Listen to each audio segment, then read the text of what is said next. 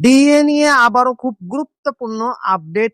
বকেয়া ডিএ মেটাতে নবান্নে হাই ভোল্টেজ বৈঠক ও এককালীন অর্থ পাওয়ার আশায় কয়েক লক্ষ শিক্ষক।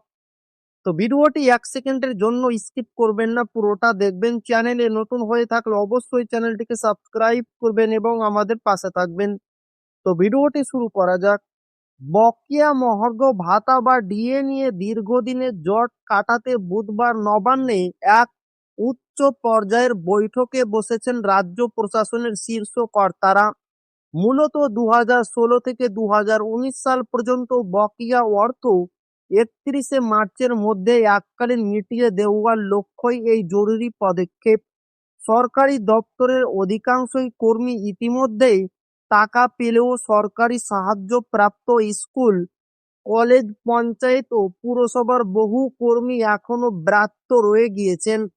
এই বৈষম্য দূর করে দ্রুত অর্থ ছাড়ার বিষয়টি আজকের বৈঠকে অগ্রাধিকার পাবে। অর্থ দপ্তরের অতিরিক্ত মুখ্য সচিব প্রভাত কুমার মিশ্রের নেতৃত্বে আয়োজিত এই পর্যালোচনা বৈঠকে শিক্ষা, পঞ্চায়েত, পুর ও নগরায়ণ সহ একাধিক দপ্তরের শীর্ষ কর্তাদের উপস্থিত থাকতে বলা হয়েছে। এর আগে অর্থ দপ্তরের অডিট শাখা থেকে প্রতিটি দপ্তরের কাছে ডিএর বিস্তারিত খতিয়ান চাওয়া হয়েছিল।